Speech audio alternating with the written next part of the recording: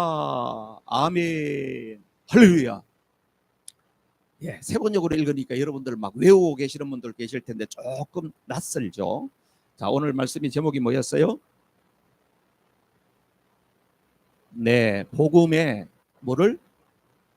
능력을 아는 교회래. 네, 복음의 능력을 아는 교회. 복음의 능력을 어떻게 하는 교회? 아는 교회. 여러분, 성경에서 이 안다고 하는 것은요, 안다고 하는 게 뭘까?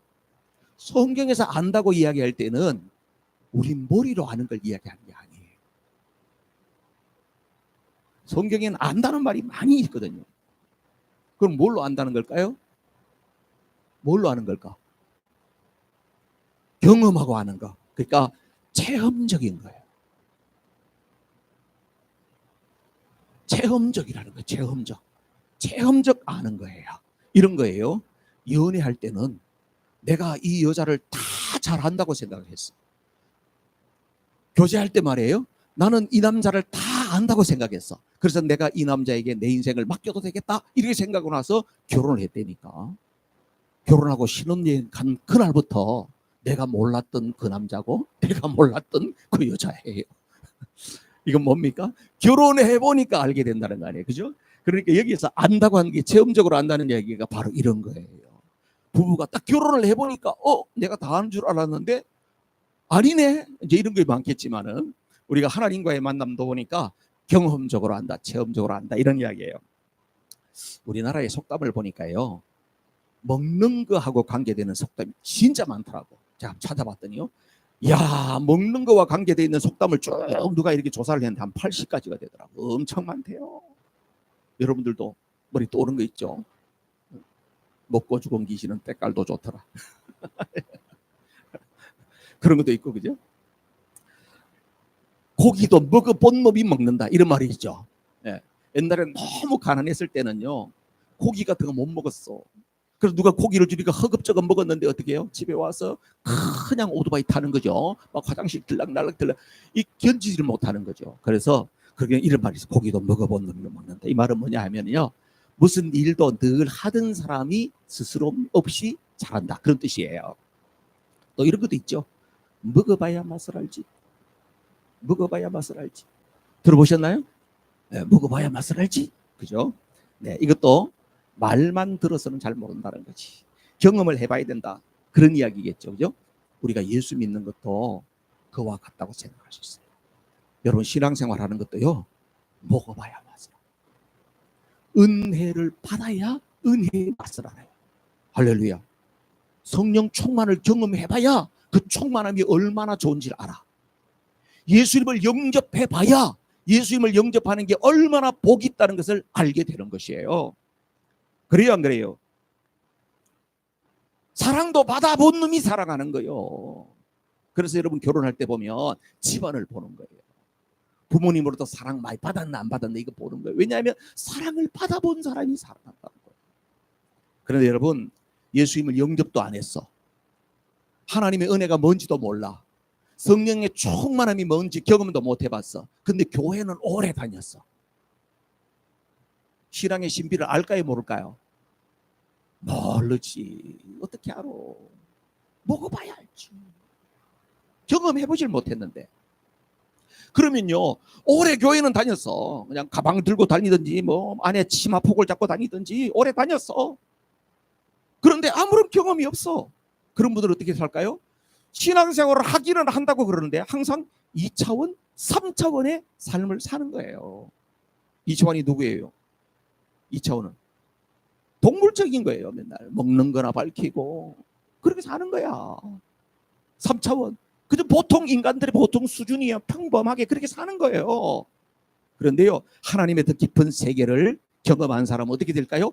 하나님의 차원 속에 있는 그 영광을 경험하게 되고 누리게 되는 것이에요. 그래서 가치가 달라지고 살아가는 삶의 방식이 달라지는 거더라. 이것이죠. 그래서 여러분 신앙생활 하면 어차피 예수 믿고 복을 받는 것 아니겠어요? 복을 받으려면 어떻게 해요? 복을 받을 만한 뭐가 준비돼야 될까? 그릇이 준비돼야 된다. 할렐루야. 따라해 보세요. 복을 받으려면 복을 받을 그릇이 준비돼야 된다. 그릇이 준비됐습니까? 할렐루야. 예. 옛날에는요, 참 어려운 시절에는, 지금은요, 수돗물만 다 들어가고 수돗물이 솟아, 얼마나 좋아요. 너무너무 좋잖아. 물 걱정하는 사람 어디 있어요, 여러분? 옛날에는 물이 참 귀했어요. 그래서 시골 같은 데는, 저도 어릴 때는요, 우리 아버지가 우리 뭐 잘못해서 벌 주면은 항상 너 물 10바퀴에서 갖고 퍼가지고 와. 이러면 저 우물에 가가지고 물 10바퀴에서 퍼가, 이 벌이었어요. 물이 집에 없었어. 저 우물에 가서 퍼가지고 왔어야 됐어요. 그러니까 물이 귀하니까 밤에 비가 온다든지 이러면 어떻게 해요? 처마 밑에는 항상 물을 받는 물통이 있었어요. 그런 경험 있어요? 예, 있죠. 예. 없지. 있어요. 뭘 있어. 일찍이 미국에 와서 좋은 거 누리고 살았지. 옛날에는 그랬어요. 그래서 어떤 집에 그냥 밤에 보니까 비 오는 소리가 들리는 거예요. 그래 할머니가 그러니까 두 부부가 사는데, 여보 영감 비와, 빨리 가서 물 좀 받아. 빗물 좀 받아. 당신이가 나이가 들면 여자가 힘이 세니까 남자가 할 수 있으니까 잠결에. 그래 물을 받는다고 하고 나서 와서 잠을 자고 아침에 가보니 물이 하나도 없어. 밤에 물을 받으라고 갖다 놓았는데 물이 하나도 없어. 큰 다라이를 갖다가 바로 놔야 되는데 뒤집어 놓고 왔어. 세상에. 아침에 가니까 아무것도 없는 거야. 욕을 많이 먹겠죠. 바가지 먹은 거예요. 당신이, 이거 내가 잠에 취해서 그랬지. 그럼 당신이 해. 며칠 있다 보니까 또 비가 오는 거예요. 비가 와. 그래가지고 여보 가서 또 비 오니까 오늘은 좀 잘해. 빨리 갔다가 그걸 갖다 들이대놓고 와. 그랬더니, 알았어. 참 다 깨네. 그러고 나서 또 하나 갔다가 해놓고 왔어요. 이번엔 정신 차리고 바로 해놓고 온 거야. 바로 이렇게 바로 해놓고 왔어요. 그럼 아침에 가봤어요. 물이 하나도 없어. 아니 이거 어떻게 된 거야? 떡시루를 갖다 놨어. 세상에.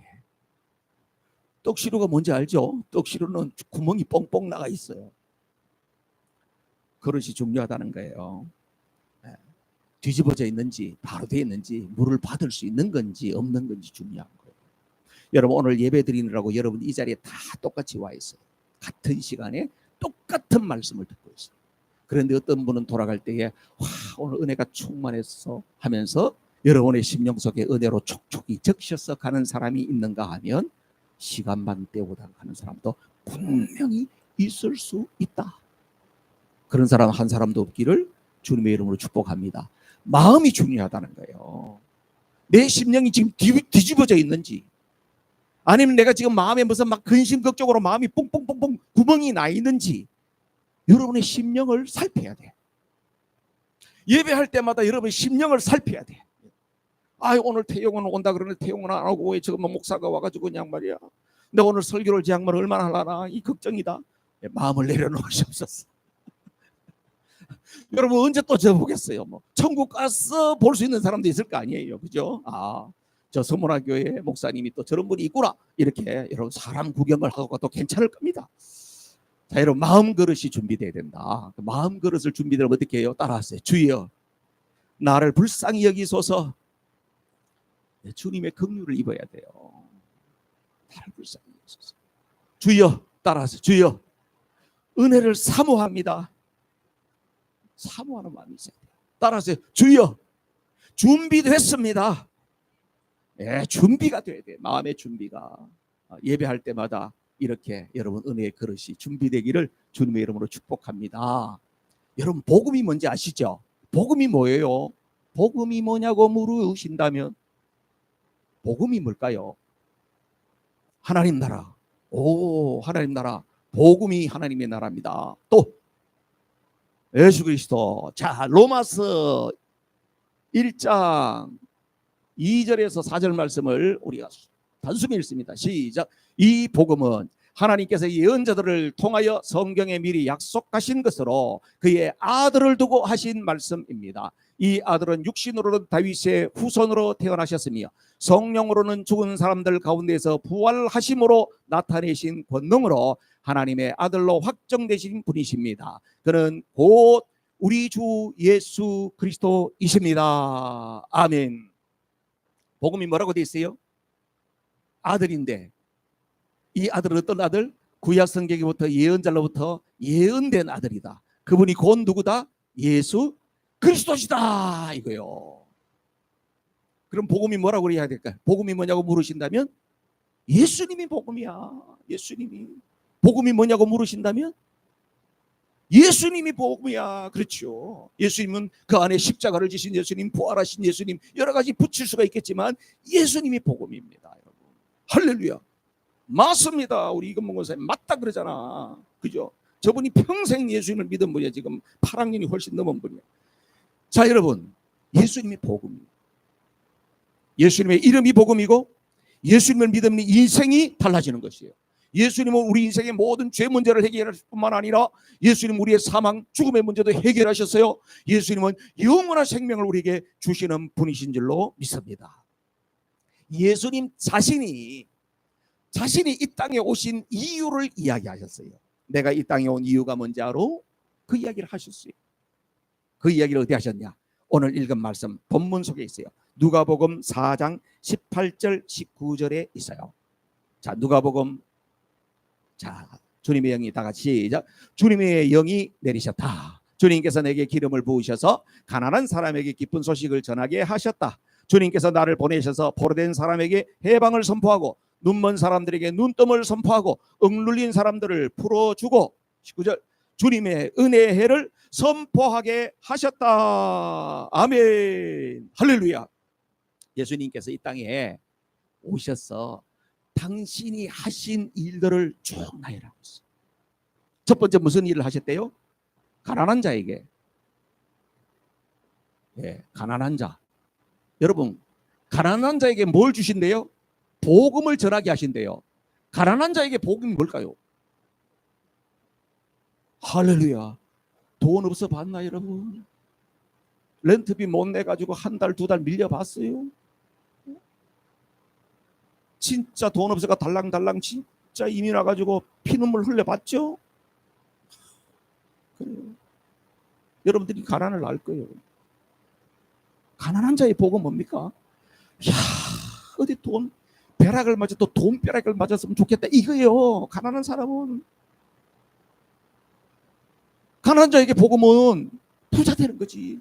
그래서 오늘 예수님께서 이 가난한 자에게 모르고 부욕해 하기 위해서 왔다는 거예요. 예수님은 이 땅에 오신 것이 부욕해 하기 위해서 왔대요.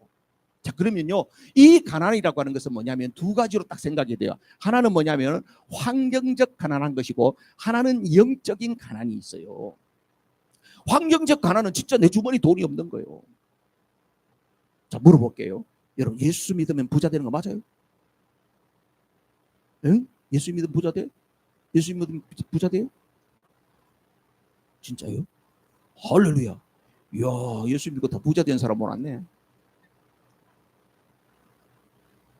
그럼 여러분 옛날에 가난해가 힘들었다면 그때는 예수를 안 믿었나? 그때는 예수님 안 믿을 때는 가난했고 예수님 믿으니까 돈이 막 노다지가 쏟아들어서 부자가 됐습니다. 그겁니까? 예수님 믿으면 다 부자가 된다 이렇게 말하기는 어려워요. 사람 나름이요. 사람 나름이야.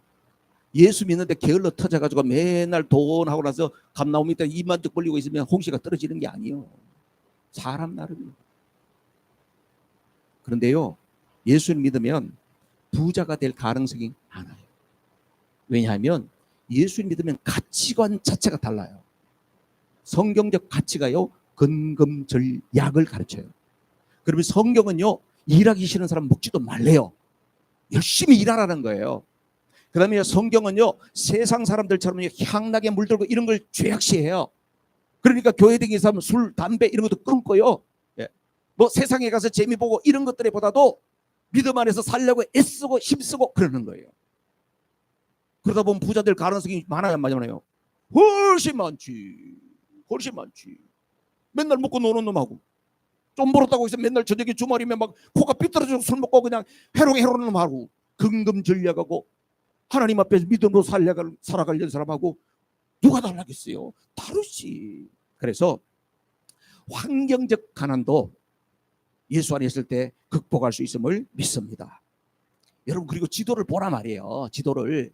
복음이 예루살렘에서 시작해가지고 어디로 갔습니까? 복음의 서진, 서쪽으로, 웨스트 쪽으로 쪽쪽쪽쪽쪽 하면서 복음이 주도했던 나라들 보면요, 그 유럽에 있는 나라들 쭉 해가지고 미국으로 쭉 해가지고 한국으로 쭉 오면서 복음이 들어간 나라들이 다 세계에서 강대국이 됐어요.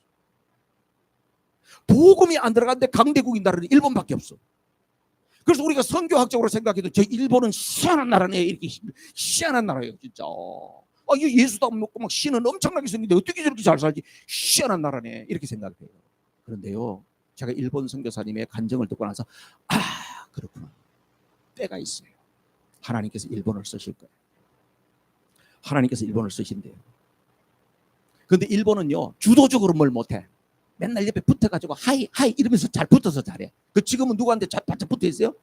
미국한테 붙어 있잖아, 일본이. 그죠? 미국이 뭐 할 사람 이러면 우리가 먼저 할게 이 일본이 이러잖아요. 우리 한국 사람 어떻게 해? 좀 제잖아. 이게 좀 제잖아. 지금까지 제에다가 이제 윤석열 정부도 와가지고 미국하고 좀 친해졌는데, 그죠? 한국은 좀 제예요. 왜냐면 위에 중국도 있고 이러니까 이거 어떻게 해야 되지? 이렇게. 일본은 어떻게 해? 하이 이거 바로 달라들어, 그냥 하겠다. 일본은요, 일본 선교사 이야기예요. 실제적으로 일본 목사님, 회심한 일본 목사님 이야기예요. 일본은 자기 주체적으로 잘 못한대.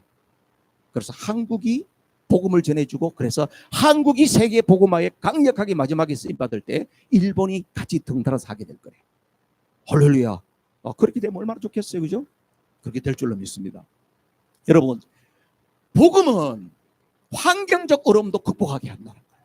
그러면 확실하게 극복이 되는 건 뭐냐면 영적 가난이라는 거예요. 영적 가난. 여러분, 영적 가난은 어떤 가난일까요? 영적 가난은 아무리 내가 많은 것을 누리고 가지고 있다 할지라도 하나님이 계셔야 할 그 자리에 하나님이 계시지 않으면 영적으로 가난뱅이가 되는 거예요. 왜냐하면 하나님께서 우리 인간을 만들 때에 그렇게 만들었어. 하나님께서 다른 동물들하고 사람하고 똑같은 재료를 가지고 만든 거예요. 아시죠? 흙으로 빚어서 만들었어요. 흙으로. 그런데 우리 사람에게는 특별히 하나님께서 한 가지의 공적을 더하셨어요. 그게 바로 뭐였습니까? 그 코에 생기를 불어넣었더니 생명이 됐다는 거예요. 영적 존재라는 거예요. 하나님의 기운이 우리 속에 이렇게 들어가서 하나님의 기운이 여기 딱 들어왔다는 거예요. 그래서 인간은 뭐예요? 영적 존재예요. 그래서 하나님이 계셔야 할 자리가 있습니다. 하나님의 좌소라 그래. 하나님이 앉아 계셔야 할 자리가 우리 마음에 있어요. 그런데 거기에 하나님이 안 계시고 엉뚱한 것이 들어있으면 그 사람은 어떻게 해요? 영적으로 말할 수 없는 가난뱅이가 되는 거예요. 그래서 주님께서, 예수님이 이 땅에 오신 것은 바로 뭐다? 내가 가난한 자에 복음을 전하게 하는데 부욕해 하는 거죠.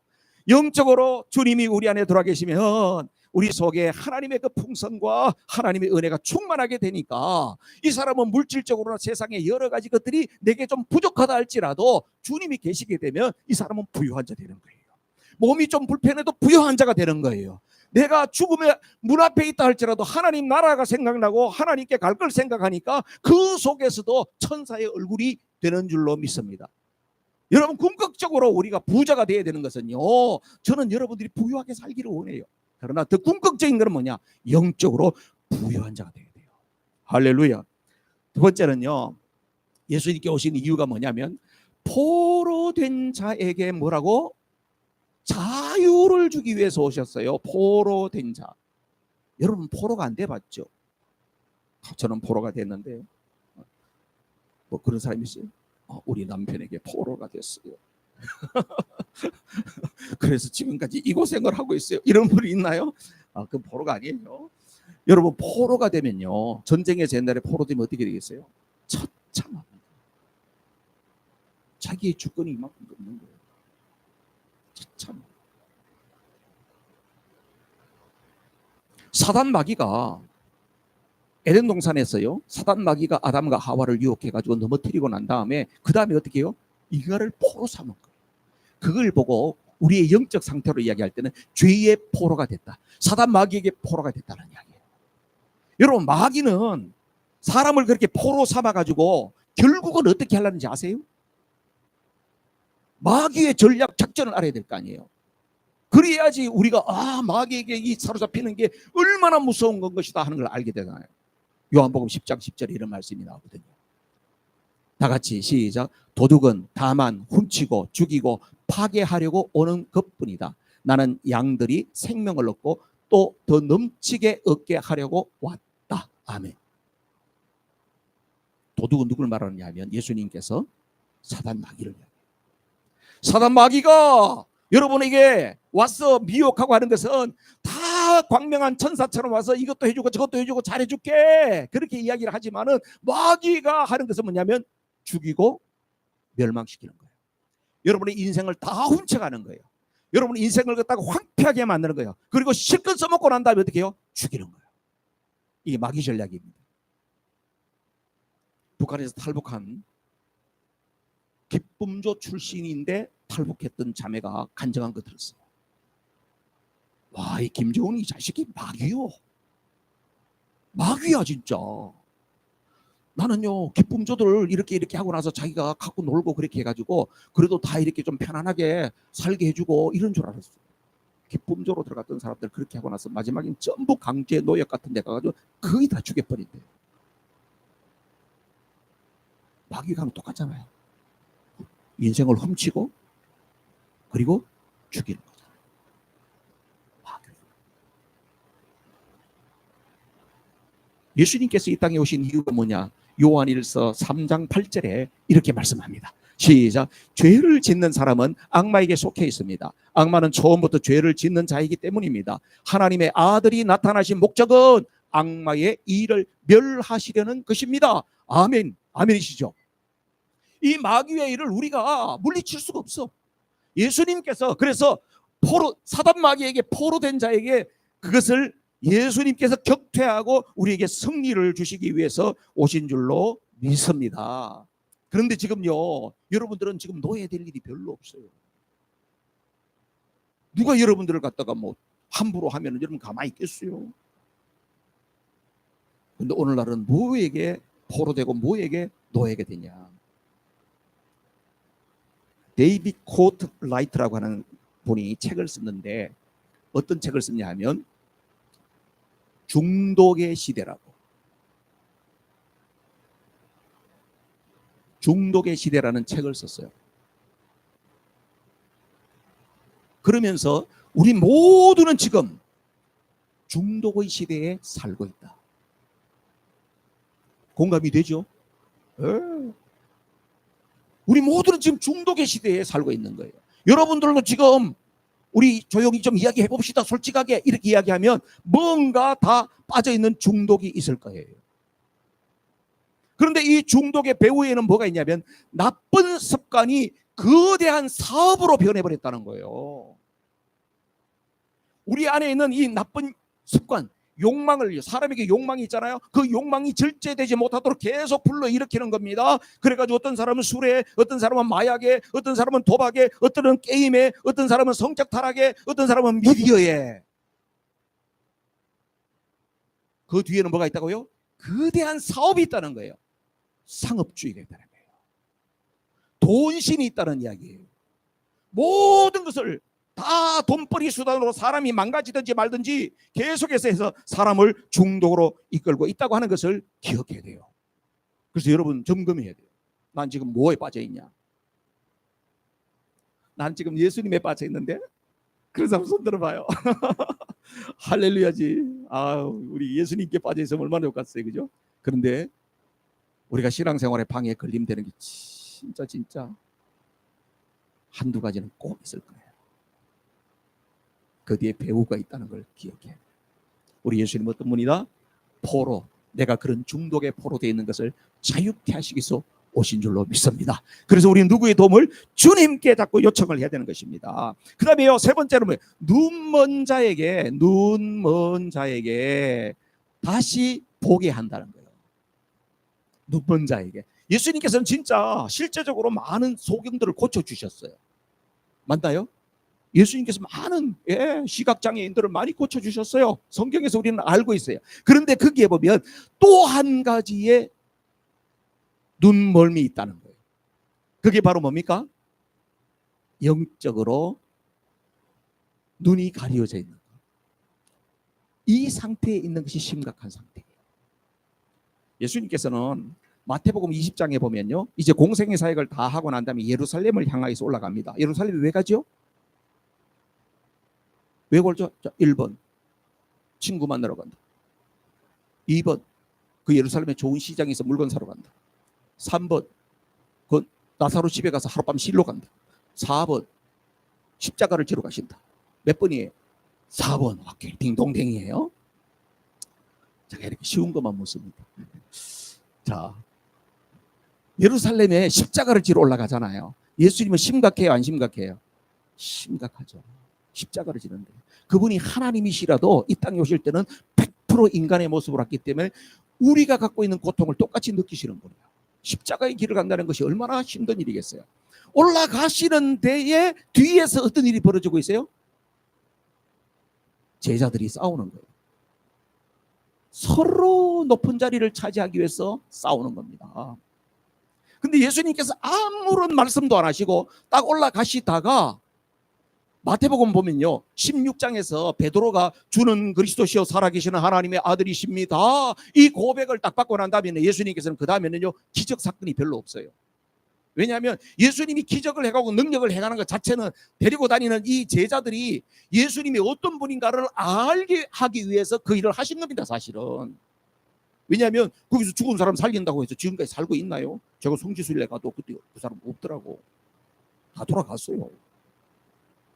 뭐 이 세상에서 병 나갔다고 해서 계속 병 나가가지고 있나요?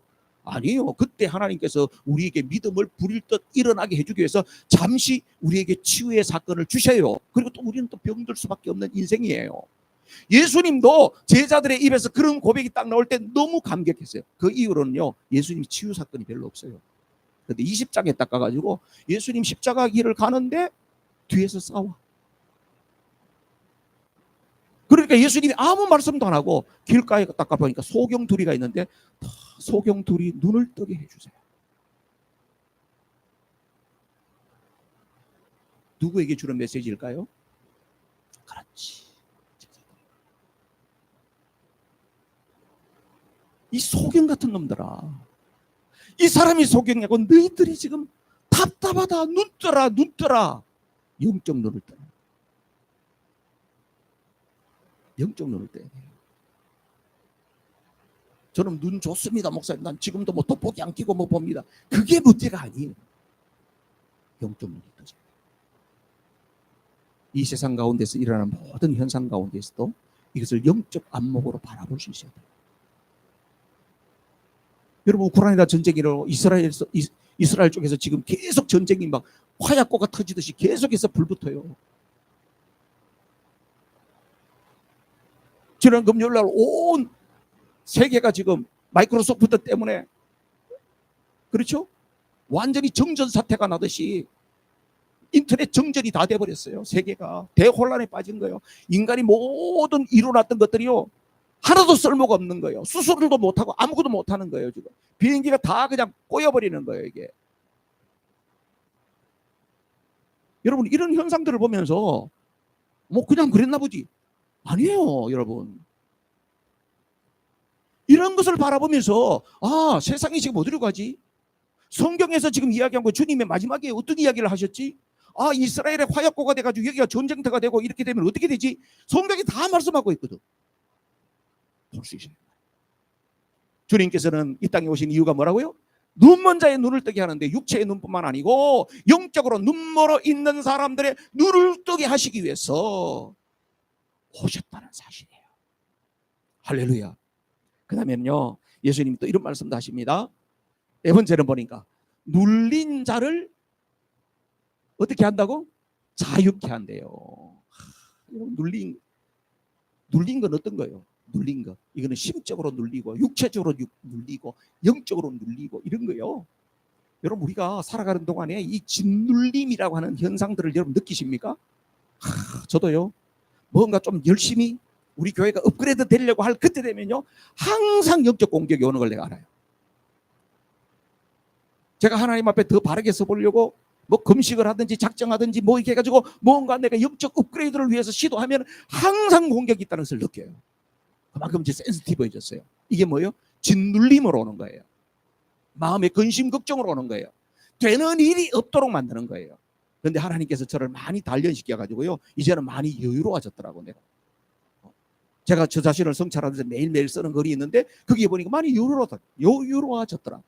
옛날 같으면 성질이 팔딱 났을 텐데 이제는 주님이 무슨 일이 있겠지. 이번에 태용호 이 전 의원도 아침에 새벽에 새벽기도 하려고 딱 일어났다 보니까 목사님 태용호입니다. 그러고 나서 문자가 쫙 다 캔슬됐대. 아침에 그냥 이거 어떡하냐. 근데 기도하면서 하나님, 마음이 얼마나 느긋해진다. 사람이 그 길을 계획할지라도 그 걸음을 인도하시는 하나님이시지. 잠언 16장 말씀이 계속 묵상이 되는 거예요. 이번 주 중에 또 제 아내가 지금 오려고 다 준비해가지고 무슨 짐을 많이 갖고 오는 게 갑자기 악기를 헤세디온을 갖고 오게 돼가지고 그 악기 하나 갖고 오는 게 그게 굉장히 번거로워요. 그렇잖아요. 그래가지고 끄는 가방 하나 있지, 또 악기 또 해야 되지, 붙여야 되지, 뭐 해야 돼. 와, 이렇게 해가지고 했는데 그거 다 들고 가서 했는데 처음부터 캔슬 안 하잖아요. waiting 하지 캔슬 이렇게 되는 거예요. 제가 한 15년 전에 중국 선교 가가지고 새벽 1시까지 waiting 임유사님 기억나세요? 캔슬 이래가지고 말이죠. 세상에 중국 선교 갔다가 새벽 1시에 캔슬을 시키는 거예요. 어떻게? 그러더니 해가지고 호텔을 잡아준대. 그 호텔 갔어. 호텔 가가지고 방 배정 다 교인들 배정해놓고 잘라고 하니까 그게 보니까 새벽 3시요. 너무 피곤해가지고 샤워를 해야 되겠다 해가지고 샤워하고 비누를 잔뜩 바르고 이랬더니 연락이 왔어. 비행기 뜬다고 빨리 공항으로 나오래. 세상에. 그럼 막 샤워를 막 하고 또 후딱딱 해가지고 또 다 끌고 새벽 5시 해가지고 막 공항으로 막 갔어. 비행기가 들어와 있는 거예요. 그 다 올라탔어. 올라탔더니 안 가. 왜 안 가냐니까 정비해야 된대. 세상에. 그 생각이 나는 거예요. 근데 지금은 보니까 이 말이 일그러지고 그래도 하나님이 무슨 일을 하시겠지. 이 일을 통해서 하나님이 더 새로운 일을 하시겠지. 하나님은 이 일 가운데도 하나님은 여전히 하나님이셔. 이런 마음이 생기는 거예요. 할렐루야. 제가 많이 컸죠. 여러분, 눌린 자를 자유케 한다고 하는 것이요, 우리가 살아가는 동안 스트레스가 이만저만이 아니에요. 인간관계에 스트레스가 이만저만 아니죠. 부부관계 항상 좋기만 합니까? 스트레스가 이만저만이 아니에요. 가정의 문제, 질병의 문제, 몸이 자꾸 아파오고 힘들잖아요. 우울해지잖아, 인생이. 이 우울증 오는 게요, 다 불안하고 우울하고 이게 다 짓눌림인 거예요. 짓눌림인 거예요. 그런데 주님께서 어떻게 해요? 이 모든 것들을 주님께서 해결해 주시기를 원하시는 줄 믿습니다. 눌린 자를 자유케 한다는 거예요. 그게 바로 주님의 은혜예요. 그러면서 주님께서 어떻게 말씀하세요? 이 모든 것을 통하여서 뭘 한다? 주님의 은혜의 해를 선포한대요. 은혜의 해. 은혜의 해. 이스라엘 백성도 은혜의 해라고 하면 이게 뭔지 알아버려요. 그런데 우리는 좀 설명이 필요해요. 은혜의 해라고 하는 것은요, 이것은 희년을 이야기해요. 주빌리라고 들어보시죠. 주빌리. 희년입니다. 이 희년 때는 이스라엘 백성들에게 있어서 노예로 잡혀갔던 사람, 땅을 저당 잡혔던 사람, 많은 빚을 가지고 있던 사람, 이런 모든 것들을 하나님께서는 다 청산해 주는 거예요. 다시금 새롭게 시작해라. 이 희년에는 바로 뭡니까? 이거하고 똑같은 거예요. 리셋이에요. 리셋. 컴퓨터 같은 거 잘 안 되게 되면 어떻게 해요? 완전히 셧다운 시켜가지고 리셋 하잖아요. 그러면 다시 어떻게 부팅이 되면서 새로운 출발에 서잖아요. 이 희년이라고 하는 것은 바로 이런 거예요. 우리 인생의 여러 가지 일그러졌던 문제들을 다시금 리셋하는 것을 하나님은 제도적으로 만들어줬어요. 이스라엘 백성들에게. 얼마 만에? 50년 만에. 7년 만에 안식년이 오는데 그것이 7, 49 지나고 나서 50년째 되면 희년 해가지고 모든 것을 회복시킬 리셋을 만들어준 거예요. 그런데요, 어떻게 해요? 작년이 희년이었네. 근데 올해 문제가 발생해버렸어. 그럼 어떻게 될까? 49년을 기다려야 돼요. 작년에 희년이었는데 올해 뭘 잘못 사업하다가도 다 거들라고 다 그냥 잃어버렸어. 그럼 어떻게 돼요? 그 상태에서 49년을 기도해야 돼. 근데 예수님께서 바로 뭐라고 그래요? 예수님 자체가 은혜의 해로 오셨다. 예수님을 만나는 그 순간에 우리 인생에 희년이 벌어진다는 거예요. 예수님을 영접하는 그 순간에 주님께서 우리에게 리셋 버튼을 눌러주신다는 거예요. 다시금 시작해 하신다는 것입니다. 할렐루야. 그래서 예수님이 복음인 거예요. 여러분 오늘 잘 오셨어요. 예수님이 복음이세요. 여러분 예수님을 새롭게 만나면 리셋 버튼을 눌러주니까요, 내 인생에 잘못했던 거, 어찌됐던 거, 다시금 내 인생에 좀 지우고 싶은 거, 이런 모든 것들을 새롭게 역사해 주시는 거예요. 자, 그런데요, 오늘 읽은 말씀 가운데에서 또 한 가지 기억해야 될 중요한 단어가 있어요. 누가복음 4장 18절 말씀 보세요. 앞에 읽어보세요. 시작. 주님의 영이 내게 내리셨다. 됐어요. 이 모든 일을 하시는 분이 누구라고요? 주님의 영이라는 겁니다. 영. 주님의 영이 바로 다른 말은 뭐예요? 성령이라는 거예요. 성령이라. 그러니까 예수님께서는요, 하시는 모든 일들이 예수님이 그냥 심심풀이로 한 게 아니라는 거예요. 예수님이 하신 모든 일은 성령께서 역사하셔서 한 거다는 거예요. 여러분 우리 사도신경 갈 때도 있죠. 그죠? 어떻게 해요? 전전하사 전지를 만드신 하나님 아버지를 내가 믿사오며 그 외아들 우리 주 예수 그리스도를 믿사오니 이는 성령으로 잉태하사. 예수님은 성령으로 잉태한 거예요. 이 세상에 오시는 것도 성령으로 잉태하신 거예요. 예수님께서 공생의 사역을 하실 때도 요단강에서 세례를 받을 때 뭐가 임해요? 하늘에서 음성이 들리고 성령이 비둘기 형상으로 임하잖아요. 그렇죠? 예수님께서 하시는 모든 사역 가운데 예수님이 40일 동안 금식 기도를 하셨어요. 성령이 그를 이끌고 가서 어디요? 광야에서 시험 받도록 하시잖아요. 모든 것은 성령의 역사였다. 예수님이 성령이 그렇게 도우실 필요가 있어요, 없어요? 예수님은 안 해도 돼. 예수님은 성자 예수님, 그분이 하나님이시기 때문에 예수님 혼자 얼마든지 하실 수 있어요. 그런데 왜 성령이 계속 예수님의 사역 속에 함께 하실까요? 할렐루야. 우리에게 보여주시기 위해서. 예수님을 믿는 너희들에게도 성령이 함께한다. 성령이 함께하면 이와 같은 역사가 일어난다. 성령이 함께하는 사람에게 가난한 자에게, 포로된 자에게, 눈먼 자에게, 눌린 자에게 역사하신 것처럼 오늘도 그와 같은 역사가 일어난다 하는 것을 우리에게 말씀해 주는 것입니다.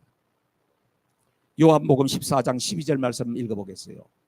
다 같이 시작. 내가 진정으로 너에게 말한다. 나를 믿는 사람은 내가 하는 일을 그도 할 것이요 그보다 더 큰 일도 할 것이다. 그것은 내가 아버지께로 가기 때문이다. 아멘. 예수 믿는 사람은 동일한 성령께서 도와준다는 거예요. 그래서 우리 주님이 하시던 그 일을 우리도 하게 될 것이고 그보다도 더 위대한 일도 하게 될 줄로 믿습니다. 여러분 오늘 이 말씀을 여러분 마음에 새기셔야 돼요. 우리 주님께서 우리에게는 이 말씀을 통하여서 우리의 삶의 이정표를 보여주는 겁니다. 여러분들이 복을 많이 받았는데 거기다가 야 그래 뭐 오늘 한 대박 더 가져가라 이렇게 해서 주려고 하는 것이 아니고, 네가 이렇게 은혜를 받은 사람이야, 네가 이런 존재야, 이렇게 복을 받은 사람이야, 남은 인생 어떻게 살아볼래? 주님이 물어보신다는 걸 기억해야 돼요. 어떻게 사시겠어요? 성령의 인도함을 받겠습니다. 2023년 통계를 보니까요, 우리 한국에서 파송한 선교사님이 23,000 몇 분인데 174개국에 가 있더라고요. 대단해요. 140년 전에 복음의 불모지였던 우리 민족 가운데에 미국에서 선교사님들이 오시고 영국에서, 호주에서, 카나다에서 복음을 먼저 들었던 분들이 오셔서 우리가 얼마나 큰 은혜와 혜택을 누린지 몰라요. 이제는 우리가 어떻게 살아야 되는가가 답이 나오는 거예요. 멀리 가서 우리가 무슨 선교사가 되거나 그렇게 못한다 할지라도 미국이 지금 최대의 선교지가 됐다는 사실을 아십니까? 미국은 선교지가 됐어요. 그래서 미셔널 라이프, 여러분들 미셔널 라이프, 선교사와 같은 마음가짐을 가지고 이 땅에서 살아갈 때에 하나님께서 춤을 추실 것 같아. 너무 기뻤어. 우리 주님께서 춤을 추실 것 같아. 우리 수만학교는 미셔널 처치로 여러분들 한 사람 한 사람 미셔널 라이프로 멋진 인생을 살아가기를 주님의 이름으로 축복합니다. 이 시간 우리 합심해서 기도하십시다.